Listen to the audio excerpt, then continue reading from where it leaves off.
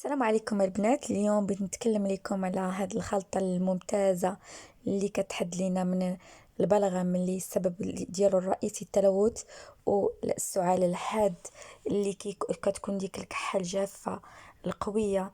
وصدقوني هاد الخلطة تاع اليوم المكون تاعها الأساسي هو زرعة الكتان الغنية عن التعريف.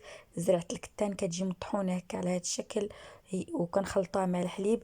شوفوا معايا الخلطة حتى النهاية باش تستافدوا ووصلوا هاد الفيديو ديالي الاكبر لايك البنات. صدقوني هاد الخلطه ممتازه، نفعت بزاف في السعال الحاد ومن البلغم اللي يشد لينا التنفس نهائيا وكيكون التنفس ببطء. ونصحكم على البنات انكم تجربوا هاد الخلطه الممتازه العجيبه اللي نظفت ليا الصدر ديالي من البلغم اللي كان ما باش يتحيد بسبب التلوث، يمكن بسبب تهيج عندي في الصدر، ما عرفت الله اعلم. ولكن كنصحكم البنات انكم تجربوا هاد زريعة الكتان الخطيرة الممتازة اللي نظفت لي الرئتين من البلغم ومن السعال الحاد اللي كانت عندي واحد الكحة جافة قوية، كنت بسببها ناعسة في الفراش. ولكن هاد زريعة الكتان صدقوني هي اللي عتقاتني يا البنات. صدقوني جربوها، خطيرة زريعة الكتان مع الحليب. وانا غندير لكم دابا الطريقة من هنا لشوية باش تستفادوا وجربوها البنات. غتستافدوا منها وغتحيد لكم السعال الحاد والبلغم نهائيا.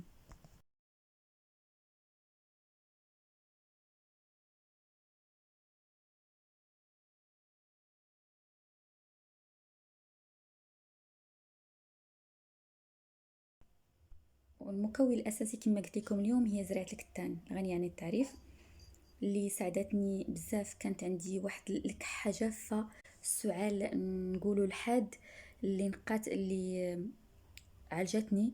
زريعه الكتان عندها منافع كثيره البنات، وبالنسبه للسعال هي اللي عالجتني. كاس د الحليب وزرعة الكتان، ولكن الطريقة هي اللي مهمة البنات. بقاو معايا حتى الاخر باش نوريكم الطريقة اللي انا بسببها تعالجت من الكحة اللي كانت عندي خايبة بزاف. واحد الشهر كنكح حتى كيضرني الصدر ديالي، ما شكيت عليكم. وبالنسبه لهاد زريعه الكتان هي اللي عالجتني، ما عالجني حتى شي حاجه لا دواء في الفرماسيان. حنا ما كنشككوش في الدواء في الصيدليات، كاينين شي بعض الدوايات ما شاء الله، ولكن زريعه الكتان انا هي اللي نفعتني في الكحه. شربت الدواء تاع الكحه ما دار ليا والو، وزريعه الكتان درتها مع الحليب. وبالنسبه لزريعه الكتان كتنقي لكم، كتحيد لكم البلغم وكتنقي البشره كما قلت لكم. وكتحي الكحه اللي عنده الكحه جافه اللي ما لقاش ليها حل، دار الدواء من الصيدليه وما دار وما عطاتو حتى شي نتيجه الدواء تاع الصيدليه.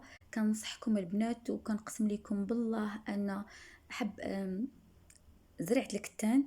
كتنسى عليا كنقول لها حبه البركه. زريعه الكتان اللي كتجي على هذا الشكل نوريها لكم البنات.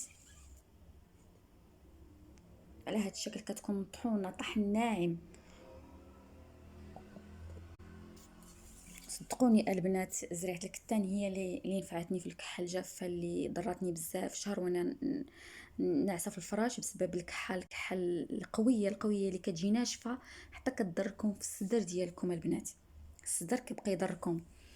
وكنقسم لكم بالله الا جربتوا هاد الخلطه اللي نعطيكم اليوم بالطريقه ديالها. كتديروا الطريقه من الاول، كتشوفوا الفيديو من الاول حتى الاخر باش تشوفوا الطريقه البنات هي اللي مهمه جدا. بحال اش استفدت منها، بحال اش حتى درت ليها، اشنو درت ليها بالضبط. المهم البنات على بركه الله كندير معكم هاد الخلطه اللي كتنقي لكم. المهم البنات دابا نبداو على بركة الله. الطريقة المضبوطة اللي كتنقي لكم الذات ديالكم وكتحيد لكم الكحة، مجربة مني انا شخصيا البنات. تبعوا معايا المراحل. كاينين جوج تاع الخلطات اللي تقى بطلة للسعال. البنات اللي عندهم الكحة، البنات اللي عندهم البلغم، واللي عندهم واللي ما صافيش الوجه ديالهم. تبعوا معايا الطريقة. بسم الله على بركة الله. كنديروا كاس تاع الحليب،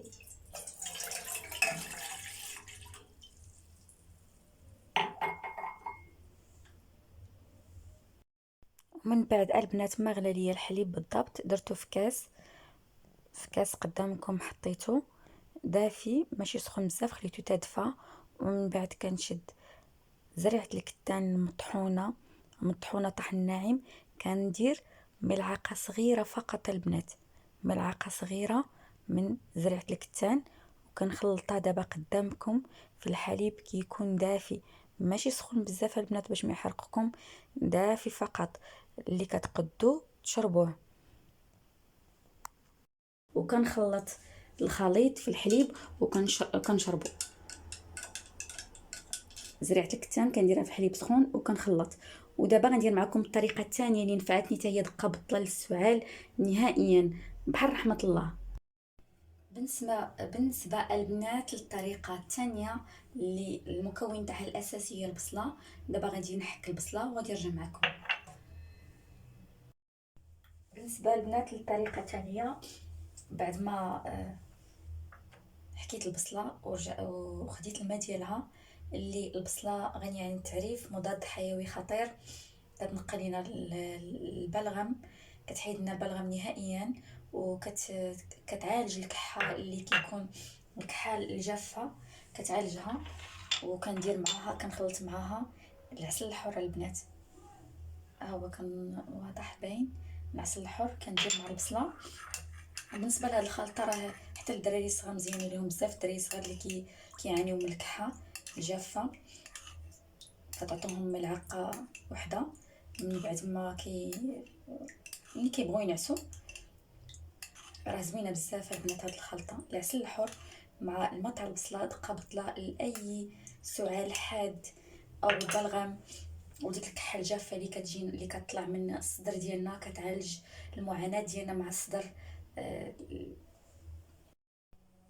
البنات بعد ما خلطت الماء د البصله مع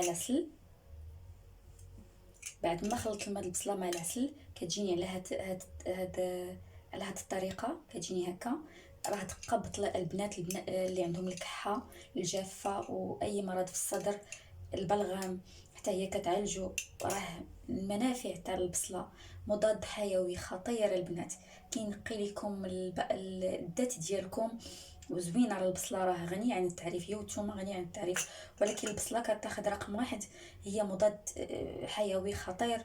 البلغم اي حاجه عندكم ميكروب، واي ميكروبات عندكم في الحلق، دقه بطله ليها، صدقوني يا البنات بلا حلوف. هذا مضاد حيوي خطير لاي بنت كتعاني، اي بنت اي امراه اي رجل كيعاني من الكحه الجافه، هذا مضاد حيوي خطير دقه بطله، بلا ما تحتاجوا لاي دواء في الصيدليه. الدواء عندكم في الدار، البصله والعسل الحر، راه نتيجته مضمونه، والخلطه الاولى هي خطيره.